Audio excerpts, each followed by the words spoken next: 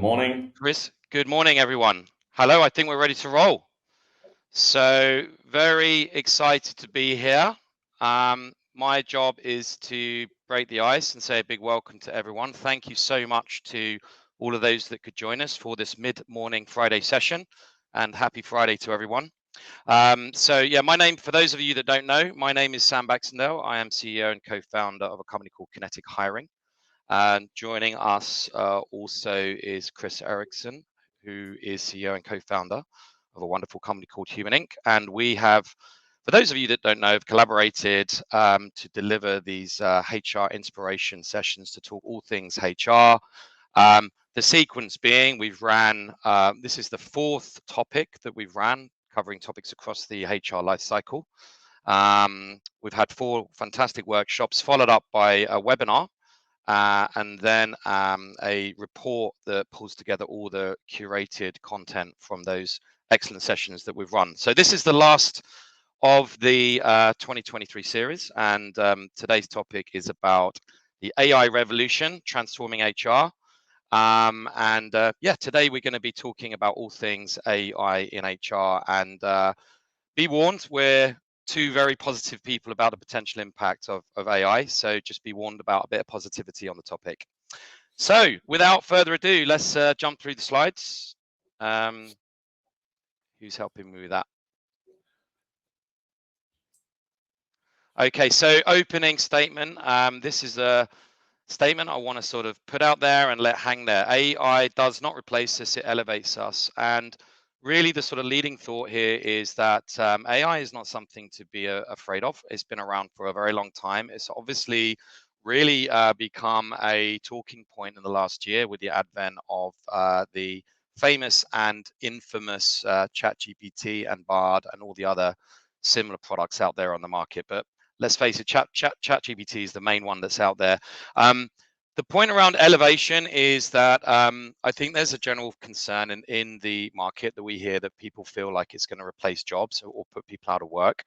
And our feeling, and the point that we're looking to hopefully make land today, is that sectors like HR, which AI is hugely linked to and can hugely support, it's going to enable people in HR to and TA and L&D to work at the top of their license, which is a phrase I really like, enabling people to really focus on the creative stuff, and all the boring stuff that sits underneath that, all the repetitive stuff can be automated. So that really enables us to focus on the creative bit and work really at the top of our license. So that is the sort of resounding thought. So unveiling the GenAI significance. So as I've mentioned, there's been a very recent paradigm shift in AI. This whole topic is, obviously decades old. We've all read Isaac Asimov novels, but we're really talking about the very recent shift based on platforms like ChatGPT. The uptake has been phenomenal. It's unprecedented. We've 80 million users have jumped on board these platforms in that was actually in the first 3 months, and it took the same for 3 years for people to jump on Facebook. So that gives you an idea of the pace of uptake, which is unprecedented. 54% of organizations are now ready for integration. So it's happening, guys. We're not going to be able to stop the locomotive. So here are some areas where GenAI is like to have some genuine impact that we foresee, particularly in areas like employee experience, areas like well-being and engagement, increasing performance management, and helping develop skills, knowledge, and expertise. These are all good things, and things that have everything to do with retaining the best people. Okay, the near future landscape. Ironically, we can use ChatGPT to pull together some brilliant data points, right? But here's some of the best ones.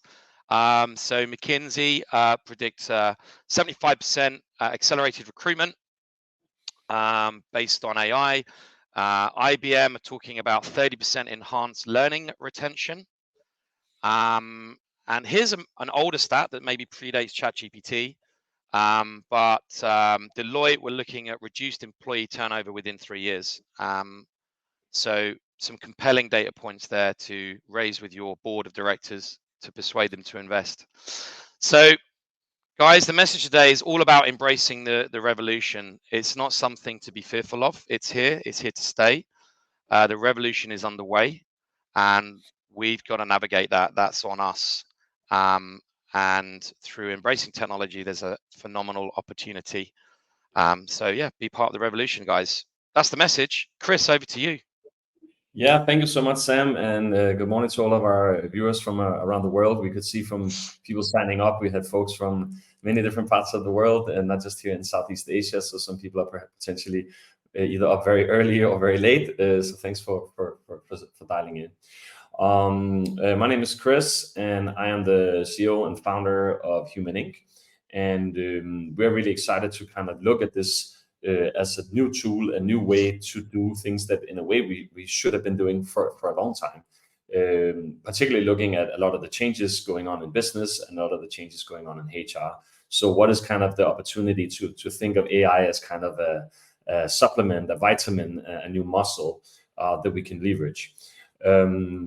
As Sam mentioned, we recently held a workshop in October with I think about 40 plus HR leaders and HR professionals from different parts of the HR value chain, and we asked them, without looking at AI, what are the key kind of priorities from the business side and from the employees? What is it that in a way the world of work wants from HR? And this was basically the ranking. So at a very high number one, we had data-driven insights and decisions. So something that we know AI can do very well.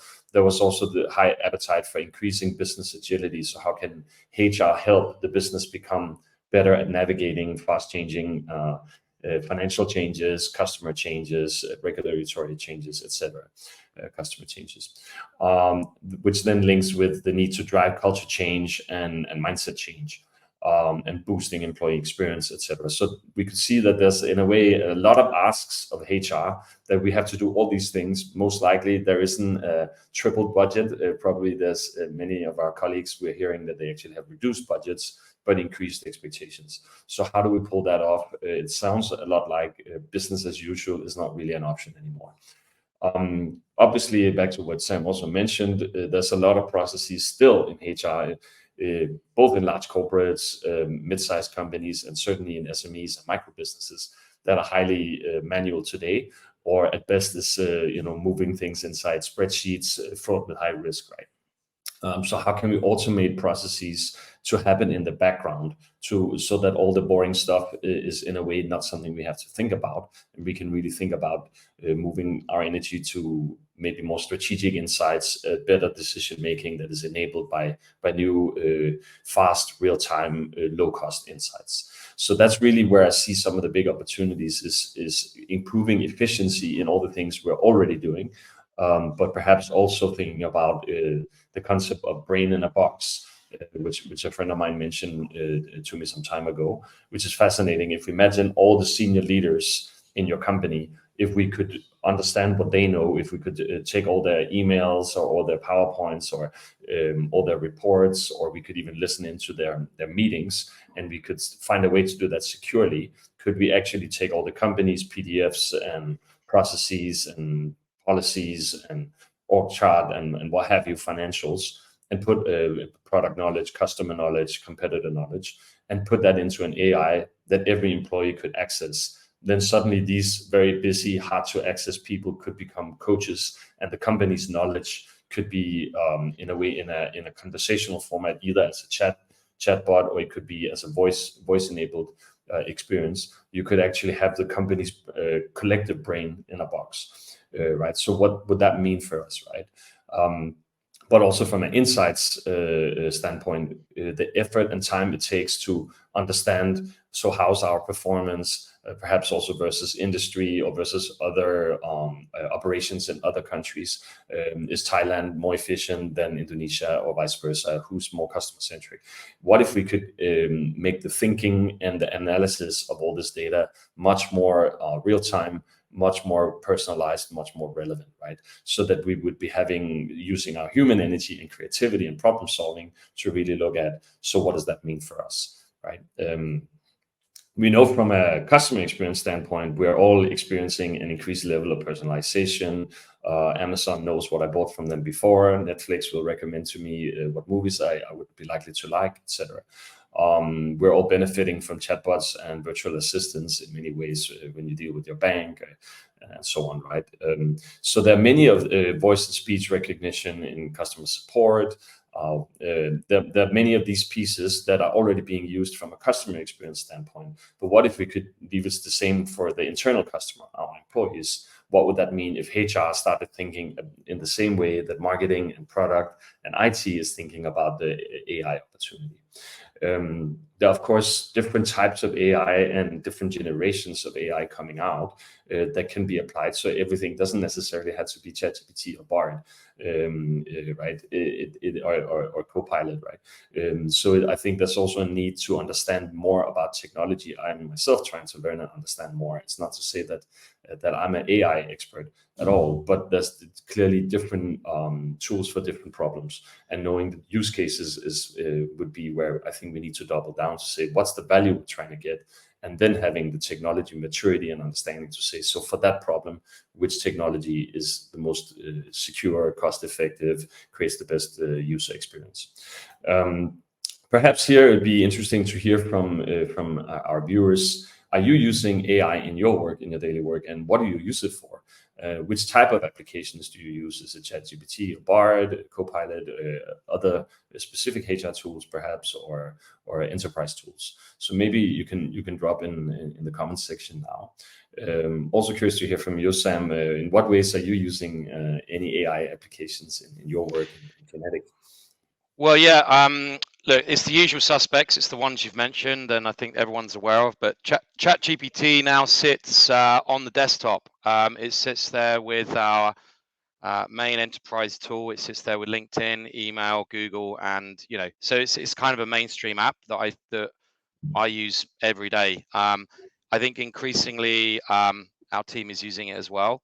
I would say that I think it's very early days to say which particular tools out there are the absolute go-to tools. There's so much innovation going on, and I don't know if anyone's aware, but you can download applications through Google Chrome. Look, there's new apps going up there every day claiming to be the new Oracle of HR tech and talent acquisition tech and what have you. So I think it's really just very early days to sort of corner a particular or wed yourself to a particular app. I think it's a case of, you get lots of free trials out there at the moment. I think it's a case of muddling through and doing some experimentation. And of course, a lot of the mainstream enterprise apps for HR tech and so forth and rec tech will have, AI on the back end, which, white labeling ChatGPT on the back end. So yeah, it's a really difficult question to say, I use this, and this. It's probably ChatGPT or Bard sort of being white labeled behind a bigger platform that you might be using every day and not realize that it's actually AI. So that's my kind of slightly convoluted answer, Chris. Yeah, thanks. I can see also there's a comment here from Kate Crow who says currently using ChatGPT for job description creation as well as research for a competency framework for some of our departments. Right. Yep. So it's again this collaboration between how you, Kate, with your HR experience and knowledge of the company, combined with ChatGPT, can create higher value, perhaps faster as well, right? Aisha Rab says ChatGPT for sure. I use it almost on a daily basis, right? And we'd love to hear maybe which type of HR tasks are you using ChatGPT for, right? And it was the same when we had our colleagues at the session in October. We could see that the far majority was already implementing or using AI solutions or planning to, and very few thought that this was not a priority. And when we asked them which the kind of AI tools they used, a lot talked about NLPs, ChatGPT, Bard, etc., chatbots like Slack, HubSpot, etc., predictive analysis, productivity tools like Notion, Asana, etc. So there's obviously a diversity of tools, and every day there are new prompt gurus sharing ways that you can do this. It's also very valuable to actually follow folks like that, so you're not just limiting your use of these technologies to the lightest low value. It's really about getting smarter at how you use the tool. It's not about the tool only. It's also maybe knowing which tools are good for what. Right. So this morning I was playing with a tool that could create a slide deck in 30 seconds, right? And I saw another tool that could create websites and landing pages in 30 seconds, right? Other tools can create explainer videos, etc. So there's just so much that can be done. We're getting some examples here. Remia is saying that ChatGPT for writing job descriptions and job ads. Right. So that's a very powerful way. Can you make them more engaging? Can you make them more to the point? Can you make them more targeted to who you're addressing, and not just a laundry list of things the company want, but how do you think of it more as an ad that needs to sell the role, right? And be targeting to certain people that would be a good fit for that. Just to add to that, Chris, I mean, these are great tasks that take up a lot of time and often get deprioritized because they do, and they're quite boring tasks. I think ChatGPT is great at actually helping us make headway with those sorts of tasks. I would say it definitely needs the human eye to put the icing on the cake. You know, I think it gets you like 70% of the way there. You know, maybe the heavy lifting and the structural stuff.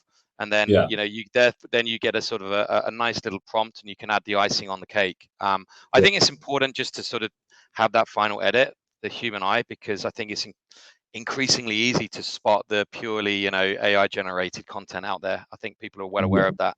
Exactly. And there are also some accuracy questions around hallucinations, right? Where with AI invents things and gets maybe too creative. So I think that there's both knowing how to ask.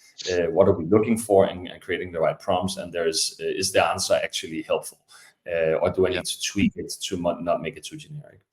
I think if you think of the entire kind of employee life cycle, from attraction, what are the opportunities from a recruitment standpoint, what are the opportunities from a onboarding standpoint, what are the opportunities from a retention and development and motivation standpoint, what are the opportunities as folks move on to other career opportunities or retire, what are the opportunities to leverage AI even in the offboarding situation? Could we have a AI-powered exit interview that is maybe perhaps more honest or maybe more personalized? We actually know why you left, or what you did, or what you did well, and we ask things like that. Maybe also in terms of capturing knowledge before you leave, things like that, which can often be a pain for the next person joining or taking over your role. Right?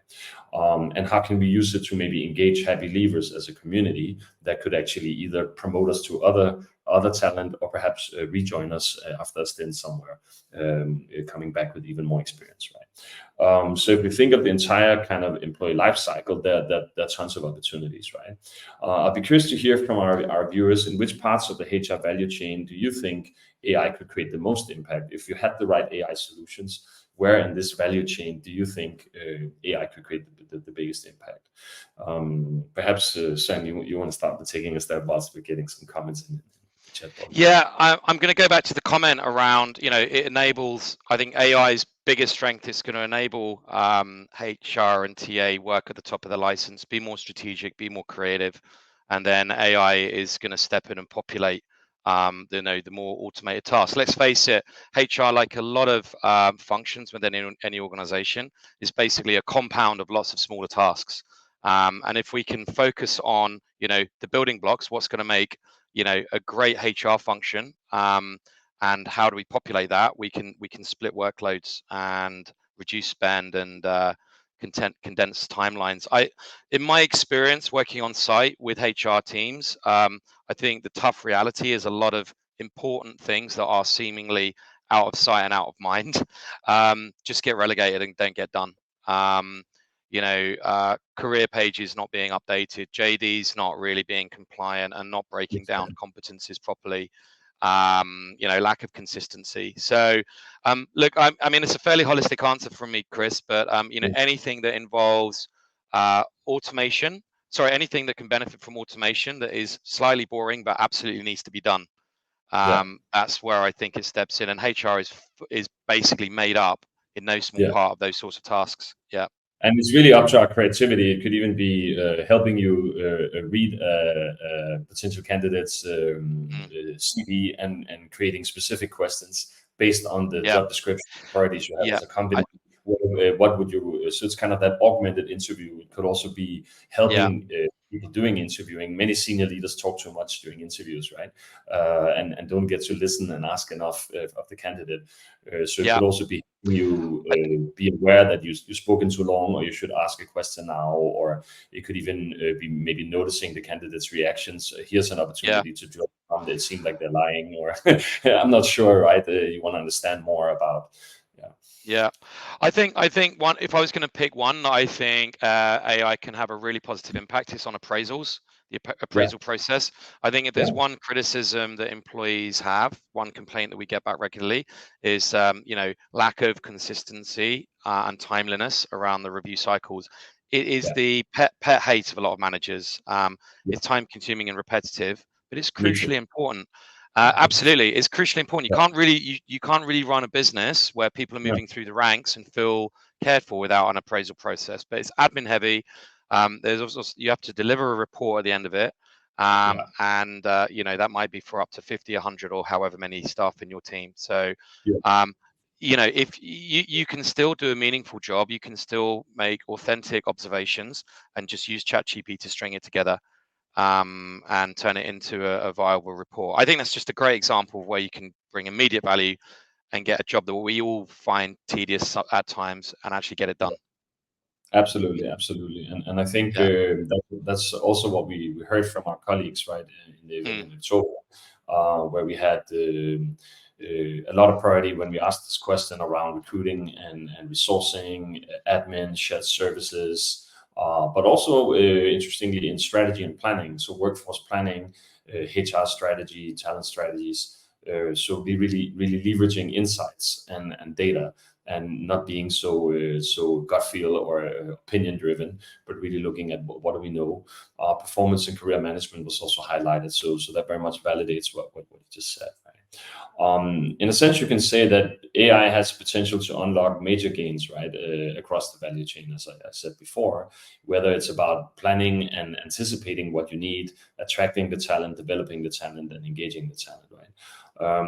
And this is some content from our friends at BCG, where they kind of talked about these questions, right, in terms of what can you do from a HR strategy and planning standpoint, what can you do from a recruitment and resourcing standpoint, HR admin, shared services, comp and ben, L&D, performance and career management, employee engagement, and employee relations, culture, and so on, right? And across the value chain, there are tons of examples of things that you can do. So I'll just, I'm not going to read them out all, but what was interesting is also the thinking about, so where is it that we're spending a lot of time out of our entire HR team? Where are we spending our time currently? Do we even know?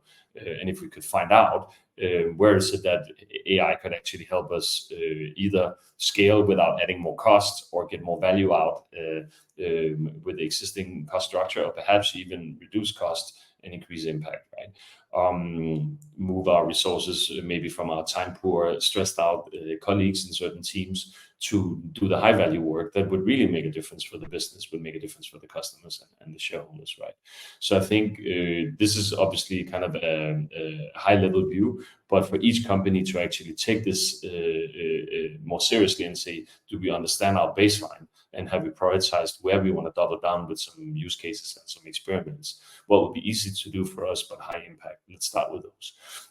So I think that would be a very meaningful activity for a lot of HR leaders, and braided probably together with IT, right? To think about this. However, I also see that there's a need for us all to shift our own understanding of what work means, what business is going to look like in an AI-powered world, and how do we ensure that AI doesn't become either automation hell, meaning that we're cold, we're generic, you don't see me, I don't feel you, I don't feel understood. How do we ensure that we develop the right solutions and not just fancy technology solutions? If we look back to let's say the blockchain hype cycle, or other technology hype cycles. There's a lot of IT projects that failed, right? White elephants that basically was all about some fancy technology, and maybe there was a vendor that impressed us, and we thought that that would be a great idea to do. But do we actually understand what the needs are from a business standpoint, from a customer standpoint, from an employee standpoint? And that's where design as a language is very key, and where we see a lot of synergy between design and AI, right? Design thinking has helped many businesses improve their innovation, their customer experience, their partnering, and so on, as well as more and more increasingly, you can say, more progressive organizations are adopting design thinking for HR and thinking about it from an employee experience standpoint, thinking about how can we innovate and collaborate between HR, business, and IT to create the best possible experiences across the employee life cycle. And if you think about it, what has been designed in your company, it's actually everything that has been designed in your company, everything from your logo, your purpose statement, your processes, your JDs, your workflows, your risk management, everything. So just because it's been designed, maybe it wasn't thought of as design, or someone has to make this, boss wants that. But what if we thought about it just like we do for our customers, as we're building an experience? We're building an experience that's supposed to create value for other humans. Those humans can be our board, it can be our customers, it can be someone in the C-suite, it can be a new joiner, it can be a former colleague that we're trying to stay engaged, that could either be a referral point or could maybe come back and join us. So have we understood all of these different stakeholders really well, and do we use AI to drive insights about them so we can communicate in a personalized manner? So that's where we see that design thinking is a big deal for HR combined with AI tools. And often it's understood as an innovation method, but actually there's huge potential to leverage it for HR challenges. So as an example, you can imagine Huiling, the smiling HR manager. You probably know her, right? Under-resourced, playing catch up, in meetings all day, sitting all night, completing documents for tomorrow. Struggles to get the right kind of trust and mandate from her busy, driven CEO who wants everything yesterday and who's very futuristic and visionary, right? He's on the one hand visionary, at the same time he needs to show increasing profits and growth to the board. He also wants to remain in the seat and get his bonuses and so on, and one day maybe get an even better role. So there's this kind of pressure from the business on Huiling, our HR manager, right? So how can design thinking help her, right? Number one is the mindset, right? The empathy, the optimism, the experimental mindset of trying things. What could we try out with a HR challenge where AI comes in? What are the use cases? If we have a vendor, what could we try out with them and create a proof of concept or develop a prototype? It's having a bit of a process from design in terms of getting understanding with users first, then ideating, then testing and validating and building the business case. And there are methods and tools to make this complex work easier to do. And many of these methods and tools are now being powered or fueled by AI solutions that makes it faster and cheaper to do. So design thinking is really about empathy. It's really about unlocking creativity in teams and really thinking about who is it we care about, who is it we're designing a solution for. So as an example, you can imagine her trying to come up with a way to leverage AI to create better employee experiences, right? And that's a lot about interviewing and running surveys. That's, of course, something that HR to some extent is already doing. But what if you could use AI to actually create the interview guides or review all of the data? And particularly if you're interviewing people, you tend to get a lot of qualitative content, which can be quite time consuming to review. If you interviewed 30 people or 100 people, that takes a lot of time to do. But with AI, you can do it very quickly, right? And get the buckets. These are the key insights. These are the outliers. This was the surprising things and so on. Once understanding users' needs better, then you can in a way craft some particular questions and say, how can we make that particular problem go away? How can we leverage that opportunity? So then Huiling could basically bring colleagues together, perhaps powered again with AI tools, because we know that AI tools can actually ideate faster and better than humans. So it could be, again, an augmented experience. And again, you could use AI to pick which of these ideas are most powerful. So kind of synthesizing and saying, out of all these 100 ideas we came up with in this 30 minutes or 1 hour, which of these ideas are we actually going to go forward with and try to test out? So I'm trying to kind of paint a picture here of new ways of working, right? Where we use a combination of our human empathy with technology and insights to make a really efficient process to understand what are the problems we need to solve from a business standpoint, what are the problems we need to solve from an employee standpoint, and which employees want which type of value, how do they want it, in which channel, when do they want it, what's the experience they're looking for. But also thinking wider. Sometimes senior HR leaders tell me, oh, Chris, my team don't get it. They're so operational, they're not creative. Perhaps you could, in a way, say that with the right process and the right skills and training in design thinking, you could have an average, maybe slightly operational team deliver excellent breakthrough work, especially if they're fired up by AI-powered insights, AI-powered ideation, building quick prototypes. Like I mentioned, I built a slide deck in 30 seconds this morning, not this slide deck, right? But you can move that quickly, right? So if it becomes cheaper to create a draft of what something could look like, it also becomes cheaper to test it, right? There are now even what they call synthetic uses, so artificial uses that you can test solutions with online. So after creating these ideas and turning them into prototypes, visual representations of what the new HR system would look like, or the new LXP learning platform would look like, you could very quickly test this with users at very low cost or no cost to really learn, are these ideas going to be this powerful as we think? Would it be worth putting money and time into it before launching? And once you launch it, again, you can make the collection of insights of, does it work? Is it creating impact? You can make that automated and reported, and also think about who wants to see what. Maybe the L&D team needs one dashboard, perhaps the CHRO needs to see something else, maybe the head of sales needs to see something else, and the head of risk or legal wants another dashboard. So we don't all have to have one size fits all. We can really get into this type of personalization that we all love as consumers. But when we're consumers of the company's HR experience, we don't always get that. But what if we could, and perhaps at a very low cost, right?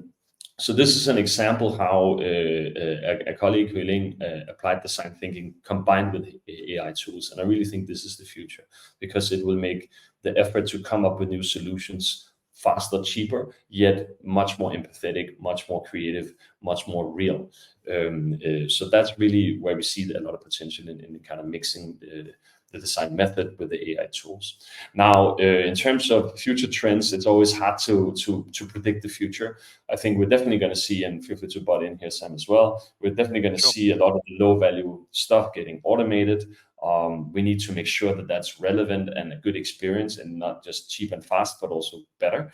So how do we personalize it? We're going to see much more comfort and people getting used to making decisions together with insights from AI. Of course, there's a question of how much do you trust your own gut feel versus what AI is telling you? And when is it that you overrule the AI and say, well, actually, I know better, or there's something here that the AI needs to learn, that I need to feed back to the AI so that it can give better advice next time. So I think that these questions are quite key, because sometimes it's easy to get biased. We know that if you show people some data before asking them, or even images before asking them certain questions, their answers will be changed, compared to if you have a control group and you ask them the same questions without showing them those images. So we're all easily duped. That's why advertising works, right? So there is also a question of developing maybe more critical thinking than we have now in HR and beyond. And last, I would say, is that the need to build data literacy, data science, IT skills, security, coding, CX, and design thinking, all these kind of skills becomes even more important with the advent of AI for work. Right? So that's kind of how I would land this. I would say that we need to invest in this upskilling sooner rather than later. It's not just about AI; it's actually AI and a lot of other types of skills, like I just mentioned, CX, design thinking, data analytics. But there's no doubt that the design thinking problem-solving method can be a powerful way to ensure that we don't spend a lot of money on the wrong things, or that we build things that are not creating the right value or the right experience for our users, for our employees. So that's kind of roughly where I would end my share out here, and perhaps we can do a bit of Q&A and see if there's any comments. Cool. So, well, so that's perhaps any comments from our users, you can pop it in the comments field. Yeah. Okay, so we've got a question here. What are the challenges in integrating AI into existing HR systems, and how can HR manage this transition effectively? So, fairly technically oriented question there. Start with a real toughie. I guess it's a case of where do you start? So, I mean, if I'm being really honest, my observations in terms of mainly dealing in the Southeast Asia market, we get faced with a lot of HR tech and applicant tracking systems and so forth. I think there's quite a lot of subscription out there, but not a lot of behavior in terms of actually using these systems to their maximum functionality. One of the sort of significant challenges we face when we go on site is actually getting the data in order, and Yeah, driving the behavior. So until you actually get data into these systems, there's actually no point in actually integrating the AI into it, because AI is based on data and reading the trends. So I think as a starting point, it's about, in terms of getting ducks in order, it's about using your existing systems in the right way, creating a proper kind of structure, mind map in terms of how you um, run your systems, getting everything yeah, properly segmented and building the data in there. And it's actually from that platform that the AI actually starts to make sense. And what you might find is the platforms you're already using will be building in AI at some point anyway. yeah. So I'd say, as a simplest answer I can give without being particularly techy, is actually start using your existing systems in the right way and build your data frameworks. Yeah, I couldn't agree more. And I think back to what you're saying is also that if your current process is not clever and clear and relevant for Yeah, your business strategy and for your customer experience and so on, yeah, then you can use AI to make a bad thing worse, right? To some yeah, extent. So I would say that you can't automate a poorly defined process. For example, performance management. And a lot of companies now is like one-liners from middle managers about their team. She's nice, she works hard, or whatever, right? Like there's a lot of like that's what you said. People are in a way busy, they're lazy, they don't like doing yeah, the documentation.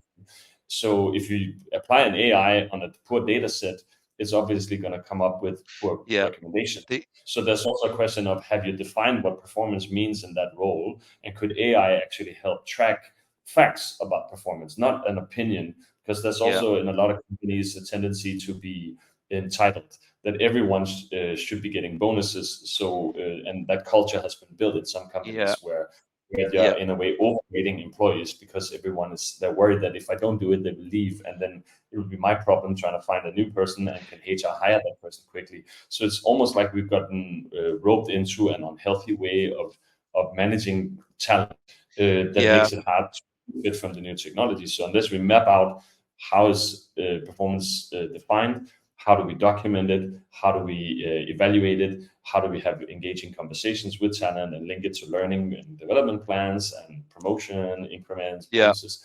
If you don't have that process in place, then the AI system itself is not going to help you. But the combination of Exactly. and this will be powerful. Exactly. Yeah. I think there must be some very good enterprise IT salespeople out there selling systems. So the biggest sort of complaint I find when you get new heads of HR coming in to new businesses, generally, big environments, is how disparate systems are, and they don't talk to one another, and Yeah. there's no single view. So the more we can simplify things on one single view platform and segment and feed the right data into it, the easier it's going to become to put AI on the back end. Otherwise, Yeah. it's just impossible. Which is also why it cannot Yeah. be a fragmented approach. It would need to be, we actually have an overall link between our business strategy and transformation, if that is undergoing, Mm. to what is our talent Yeah. strategy, and what is the And yeah.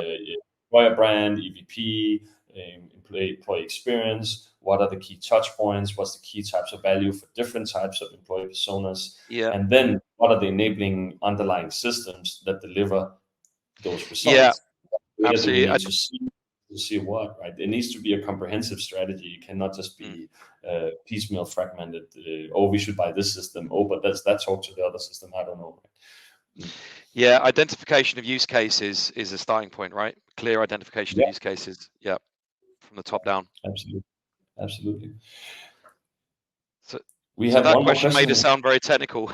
I'm not sure how technical we are though. Maybe Sam, you want Okay. to answer this one. How does AI contribute to reducing the time to hire without compromising the quality of hires? Right? It could be we get fast, but we hire horrible Yeah. talent. That wouldn't be Yeah, a win. I think this is a Yeah. fantastic question because I think it goes to the core of what the benefits and risks might be. The way I'm going to answer this is by focusing on one thing. The core of any good recruitment process is the job description. All right. Um, 20 years in the industry tells me that because ultimately the job description is a representation of the thought that goes into what it is that you actually need to hire for, what problems do you want this person to solve, and lots of Mhm. very good things flow from that. A lot of clarity, and clarity is the most convincing thing you're going to have to get everyone on the same page, to ask the same Mhm. questions in a consistent way, and to get a clear representation of this individual's fit for the role, and also to Mhm. provide clarity to respective candidates around what those accountabilities are. So for me, if you can, I'd say use case for all HR departments to identify right now to improve their hiring is revamp their job descriptions. And being very honest, working on site with recruitment teams across Southeast Asia, it's my one observation: JDs are not of a high enough standard. Yeah. And I know most HR departments know that, but of course, therein lies the challenge because it's always 27th on the list. You've got a million and one other things to do. But AI can solve that for you, or provide a starting point if you give it the right use case. So Mhm. create job descriptions that are structured and truly point to the accountabilities of the individuals that you want to hire, and talk about competencies and not just a laundry list of skills, because that's not a job description. And it's also not an advert, because an advert is doing a very different job. But of Mhm. course, you can use AI to write, nice adverts. That's another area separate. I think there's a lot of confusion between what a JD does, what a list of skills are, uh, which are basically nice to haves, and what an advert is. So Mhm. AI can separate all that out for you, and in the conversations that leads to, if you really sit down and HR teams are thinking, talking to their managers, thinking, what is a really good job description for this role, you're gonna elevate the quality of the whole hiring process end to end. Not only that, you're going to look more at what are the competencies of this individual extending into this person starting the job. So you've already got your review criteria as well. That all critical onboarding process, you can review against those. And these are just such important factors that are overlooked, Chris. But Yeah. you know what? All HR teams that I speak to, they know all this. It's just very, very hard to implement Yeah. because of time, and that's the whole point to AI, isn't it? I think there was another question here. What do you think will be the top skills needed for HR in 2024, especially when we're trying to be more AI driven?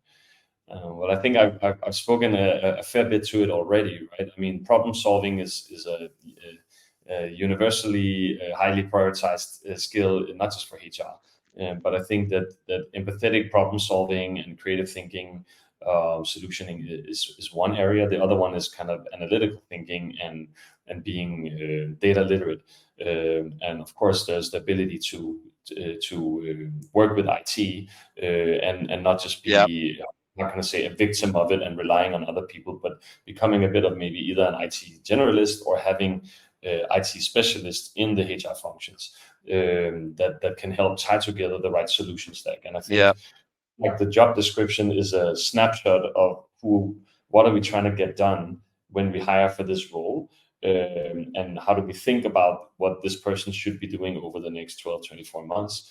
yeah, But we also know that the world changes so fast that job description immediately may not we may have a different need already 6 months later or 12 months later. So how do we work in a more flexible way with the kind of new contract between us and the employee? In a similar way, I would say the skills and the stack of technology that you need to master, it might be what could it be, this LMS or LXP that we're using now, but we might discover, because of understanding our employees or a change in business direction, that actually we need to change our tech stack 6 months into the roadmap, because we now have something else we need to prioritize that the business really needs or that the employees really needs. So I think there's also an evolving picture of what are the right skills. So I think that the ability to work with fast change is maybe another key element for HR, agility. We're in exciting times, Chris, because HR in the last 3 years even is going through a massive evolution in terms of its value and appreciation at the board level, and the significance it has on hiring the best people and retaining them. And it can be pinned down to business partnering at the end of the day, and HR leaders understanding employee life cycle. Yeah, absolutely. So is a HR revolution as well as an AI one, and they marry Yeah. up pretty well. Yeah, and perhaps you can say that the HR can actually help the business and help the talent understand use cases on the business side by walking the talk and not being the last to benefit from it, but to be maybe the first or amongst the first, and create a bit of a consortium of people who's curious about application of AI tools and use cases, right? So I think that it could actually go nicely hand in hand, which would also give the business the impression that HR is business relevant. Talent the impression that actually these guys are trying to make my work easier, right? And everybody wants help in this busy time. I think we probably come towards the end here, Sam. Sure. I guess, as you mentioned in the opening, right, we're going to be sharing these insights in a report with a bit more detail to it. And anyone who would like to receive that, who's watching this later, we will send it to everyone who signed up here and joined live. But anyone watching this after the fact can just drop a comment in the comment section and say, send me a report. Then we will send it to you. We will also be having our next offline session in Q1, and we will be announcing both speakers and topic shortly. So there is more good stuff to come. Really grateful for our collaboration here in 2023, and excited for 2024. And I hope users and viewers here found this relevant and inspiring. Is it worth mentioning, Chris, we're going to be posting some snippets from this session on LinkedIn as well, so people can jump on that and refer back to it. It might also be worth saying Happy Christmas to everyone. We get into that time of year. And Merry New Year. Merry New Year, absolutely.